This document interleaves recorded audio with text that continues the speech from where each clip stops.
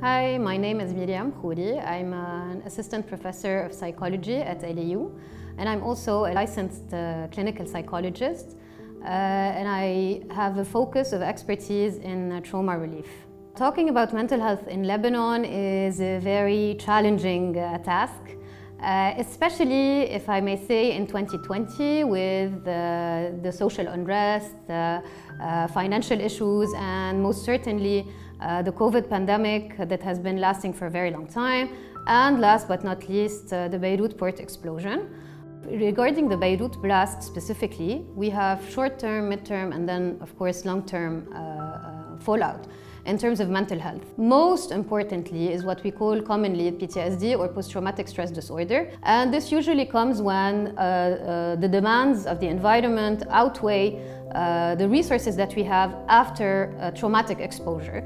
Now, not everyone will develop PTSD, but the rate varies a lot according to studies. When it's that much of a traumatic, massive event, it usually ranges around 40 to 50% of people, as opposed to usually 10 to 25% of people noticing or reporting symptoms of PTSD. Intisar Foundation's response after the Beirut blast was very rapid, but also very sustainable. So it partnered with local NGOs that deal with mental health. EMDR is the short, cute version of eye movement desensitization and reprocessing. It's an evidence-based psychotherapy that is used for trauma relief in individual or in group settings. Typically, it's based on what we know about the brain, whereby when it's exposed to a massive trauma, emotion that it emotionally cannot digest, it keeps these traumatic memories or cues related to the traumatic memories that could be thoughts, ideas, physical sensations, smells in the working memory, and it processes them, or it's enabled to process them actually, so it runs them again and again.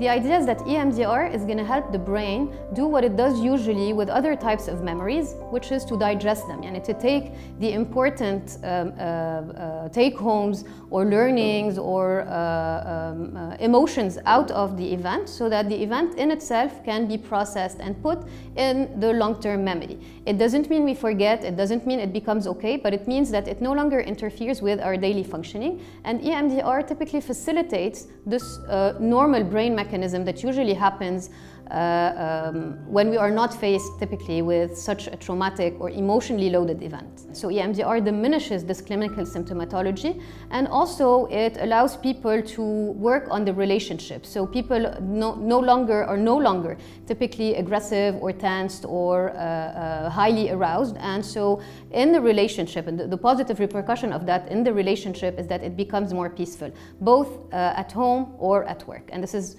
all the more important during the current lockdown.